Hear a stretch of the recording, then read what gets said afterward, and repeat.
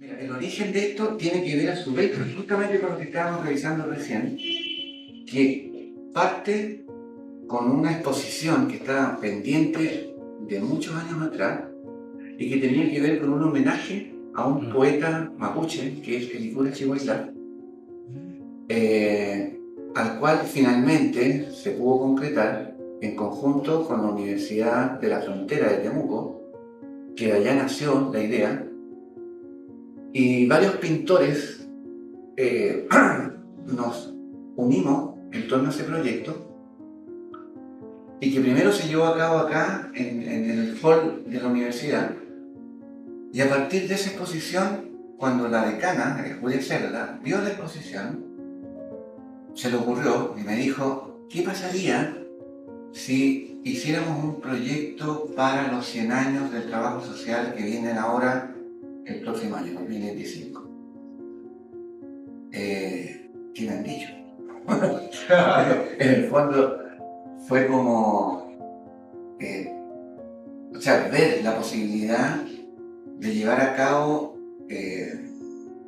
un relato tratando de aunar periodos históricos que fueran importantes como para la historia del trabajo social, y junto con el profesor Tito Flores,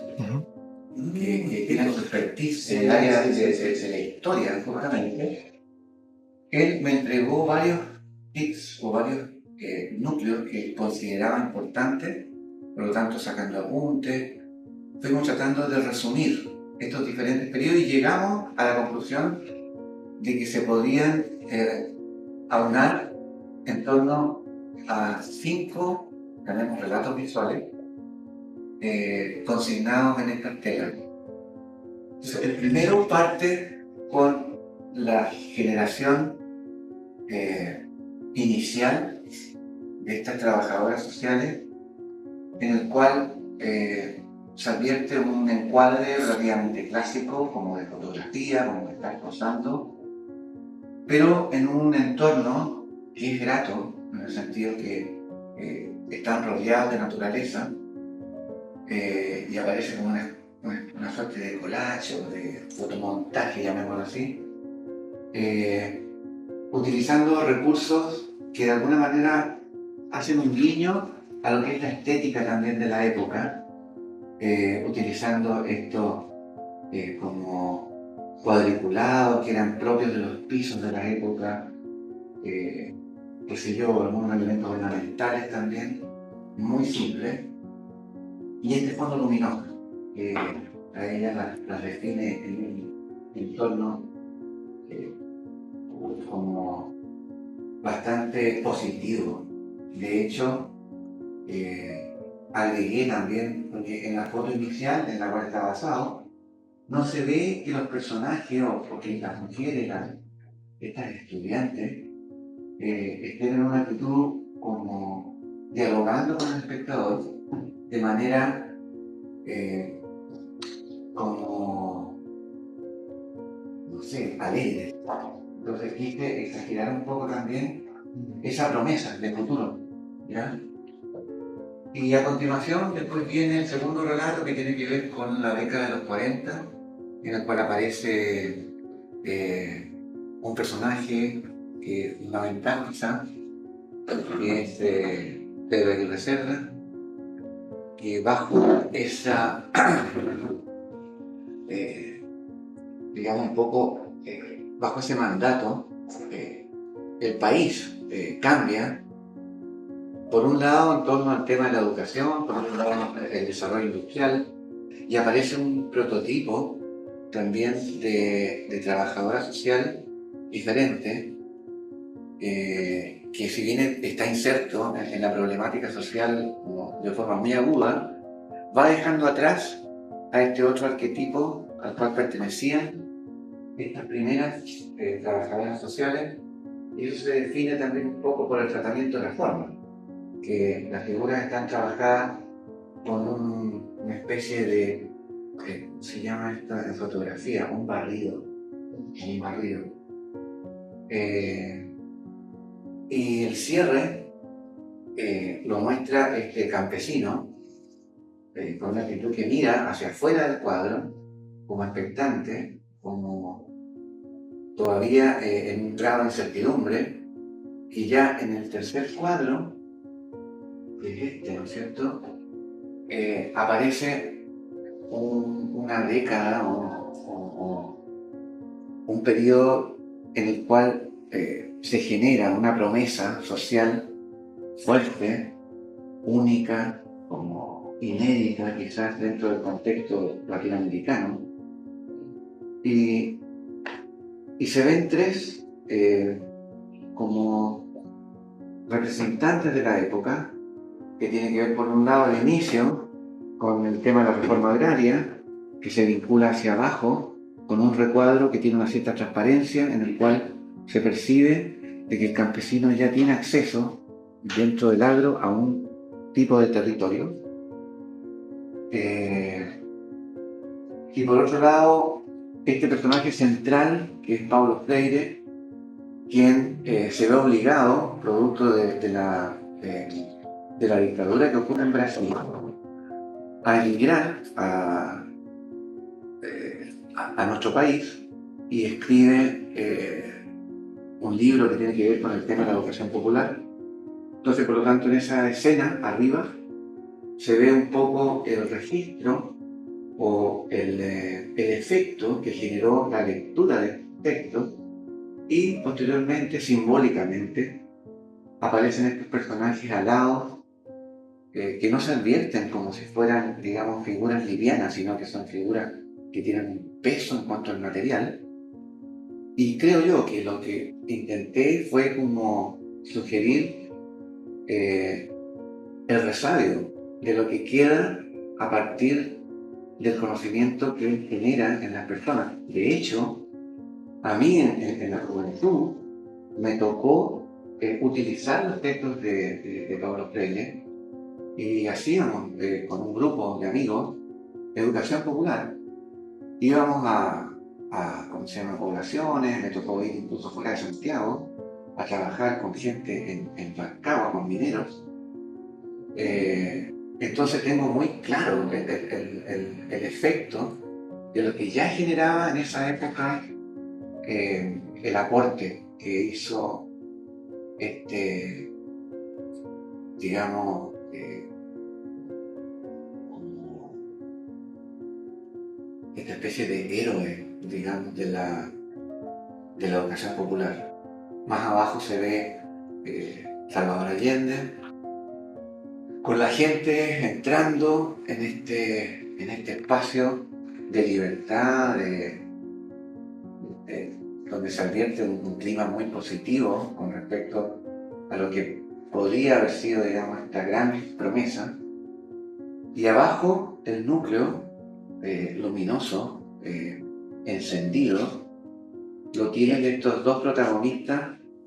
vestidos más o menos como en la época, que son estos dos trabajadores sociales, hombre y mujer, que participan como tomando como a la población en general, a los desposeídos sobre todo, a la clase trabajadora, como entregando información en relación a posibles salidas frente a la problemática y los conflictos de la época. Y al final aparece este personaje joven, un poco invitando en primer plano a continuar con toda esta, llamémoslo, aventura, ¿no es cierto?, del desarrollo que empezó a suceder en esa época. Y pasamos al otro momento histórico, que tiene que ver con el quiebre de la democracia, con este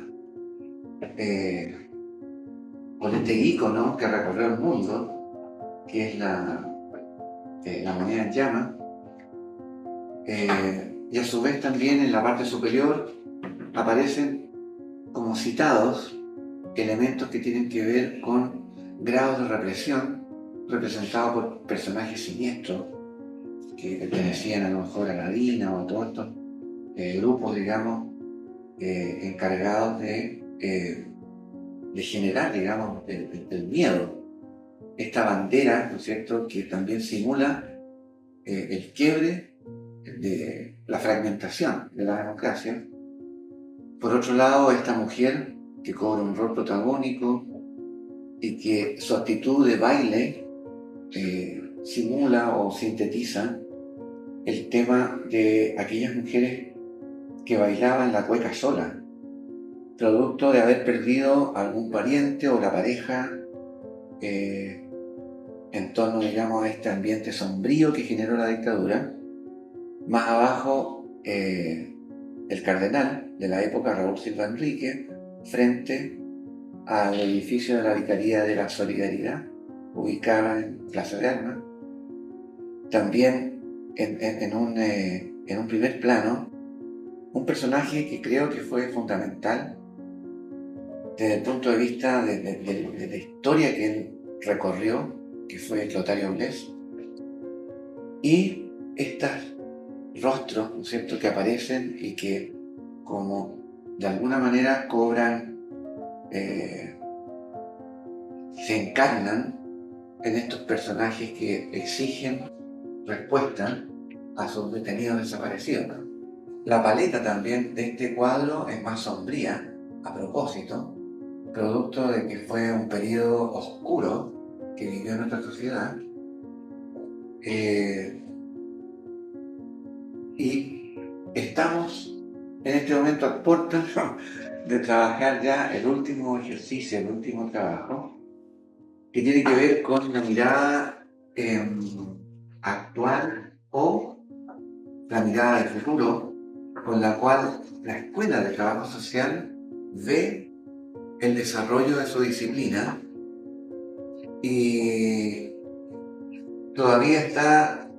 en una etapa germinal. Y tiene que ver con un proyecto que todavía no cristaliza 100%, pero que tiene ya elementos interesantes a tratar desde el punto de vista de la narrativa, como es, por ejemplo, el hecho de abrir una cortina desde la mirada del presente hacia el futuro, en donde predomina el tema de la inclusión, en donde los diferentes actores sociales que hoy en día, ¿no es cierto?, están presentes, todos tienen un espacio, ya sea, digamos, las diversidades sexuales, por otro lado, los emigrantes, la tercera edad, los pueblos, digamos, como nativos, y una serie de elementos que hay que considerar pensando en las nuevas vertientes con las que el trabajo social se va a enfrentar o se está enfrentando ya. Por otro lado, también el tema de la tecnología, la sustentabilidad y una serie de elementos que tienen que estar presentes para darle el contexto que requiere este sueño con que el trabajo social enfrenta hoy en día la realidad.